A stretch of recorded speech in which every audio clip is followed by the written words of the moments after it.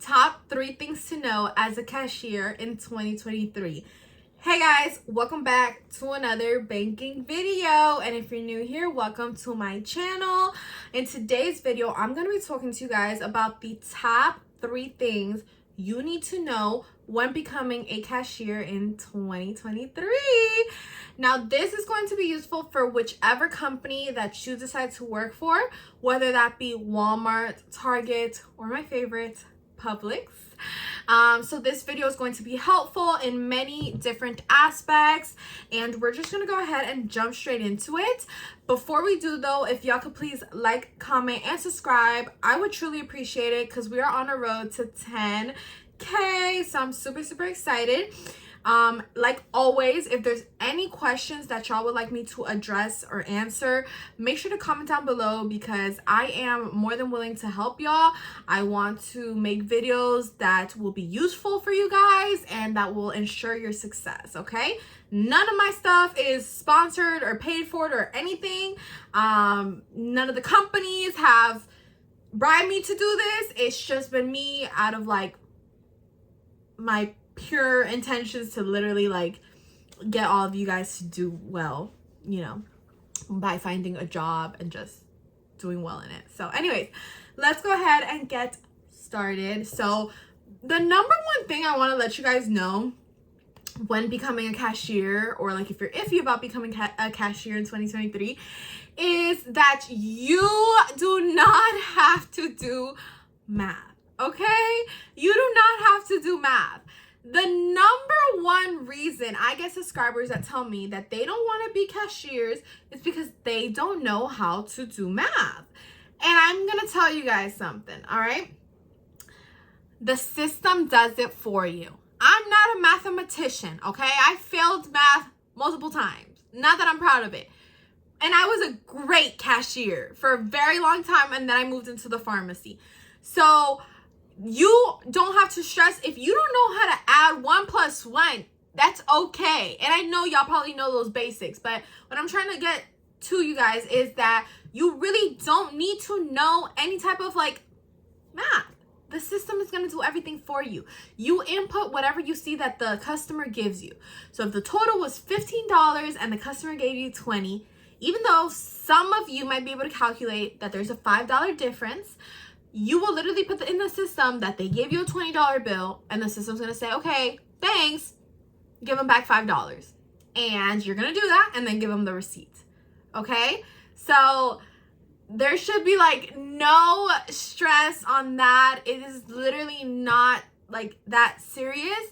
And if there was at any moment any type of question that y'all would, you know, need to get answered, you can always ask a customer service associate or anyone above you, because that's what they're getting paid to do, to answer your questions and to help you.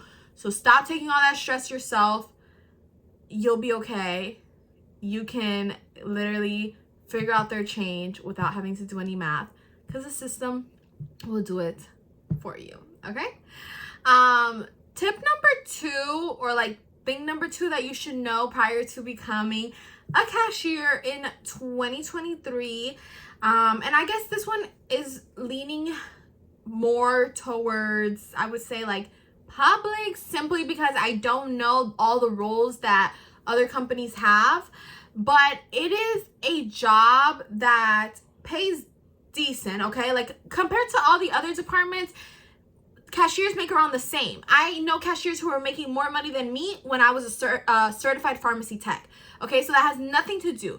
Just because one position sounds fancier than the other doesn't mean that that other person is getting paid less. And I'm not saying it's a lot of money, but cashiers can make between like 12 to 18 or 12 to 17, something like that, dollars, okay? And there's a lot of room for improvement as a cashier or as a bagger. So cashiers and baggers fall into the customer service department, okay?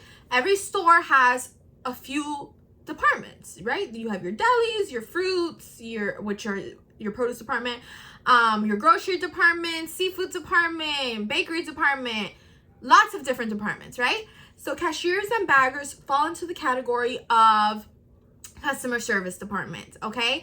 And there are a lot of positions available and open in that department. Essentially meaning that moving up or, gaining more money, gaining a better title and position, and just working your way up to wherever you want to be is, I would say, a lot more attainable. There's always that special exception where, Timmy from Texas went to go work in the grocery and they promoted him in 2 months, and then Sarah, as a cashier was promoted in 6. And, you guys are probably gonna be like, that's not all the time. And that's not to shit like on any other department except me simply stating the facts.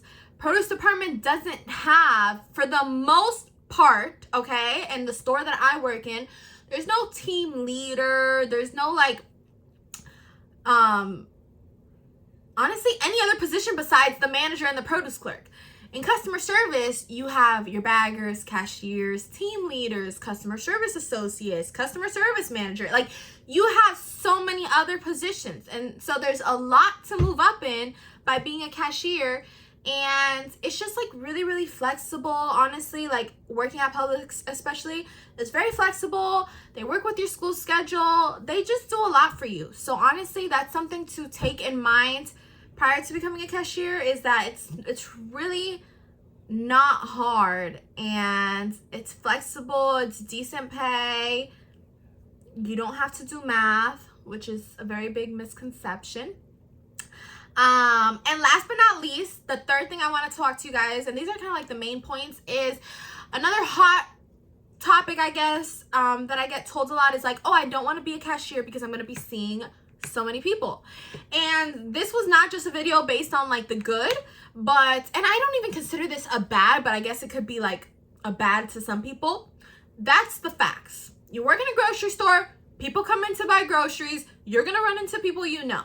If you don't want to work at a grocery store and not near where you live, but nevertheless, there's always going to be that one person who happened to be in the area you're at because of XYZ, I don't know, and you'll eventually run into somebody. Why? Because you're not in an enclosed space. This is not an office, okay?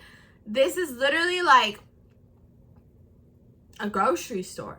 Your mom goes there, your dad goes there. You know somebody who shops at the grocery store. You shop at the grocery store, your boyfriend shops at the grocery store, like everybody. So you're bound to run into people. But I don't find that to be like such a bad thing. I really don't. It really helps you with the social aspect or like socially awkwardness. It helps with like a lot of different things that this generation could really benefit off of. Okay? And that comes from me, because I used to be a little bit not shy, but I would be like, oh my God, there's that person, there's this, and like no one ever wants to say hi, right? Like, that's awkward. It really brought out, I would say, a better version of me. I'd be like, hey, how you been? Like, I mean, obviously, like, we're both stuck there now, right? I'm your cashier and you're waiting for me to ring this thing up, right? So there's like this moment where we're both staring at each other and it's awkward, and so we might as well make the best of it, right? And we might as well chat. So instead of like hiding from the issue or pretending like I didn't know you, I would just kind of like, how you been? What's up? Whatever. And honestly, it got me to create a lot more friendships, okay? A lot of friendships, a lot of connections. It made time pass quicker. And honestly, I think it helped me be like less socially awkward, less, anxious, because I got what I needed to say off my chest. So it just like helps in a numerous amount of ways. So yeah, those are the facts. You will run into people, because I know that a lot of girls tell me, or like people in general, I don't want to work where a lot of people are going to see me. Well, then you're going to have to work in a box, and a box might not be so much fun.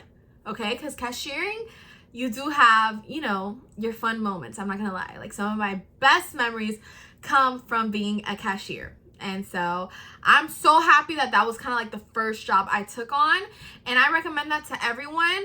And that goes without saying that, y'all kind of know what cashiers do. You ring up items, you deal with the public, you got to ring up coupons, you kind of know. So obviously, if you're striving to be, I don't know, a doctor, I'm not trying to persuade you off of being that to be a cashier. I'm not trying to do that. But I'm trying to say, if you're looking for a job, you know what I'm saying? Like, as a part-time or even as a full-time. Like if you're like, you know, I want to make this a career, or I just want to work full-time, this is a great company to do that. But if you have other things going for yourself, I'm not trying to knock you off of that. That's my whole like point here, okay? I'm not trying to knock you down or knock you off whatever you already had planned. I'm just trying to explain to you guys, you know, what it entails, and it's really not bad, and I would recommend, honestly, like for most people to apply. So with that being said, I'm just gonna go ahead and conclude today's video. Thanks so much for watching, and I'll see you guys in my next video. I have lots of bangers dropping soon, so don't forget to like, comment, and subscribe. Bye.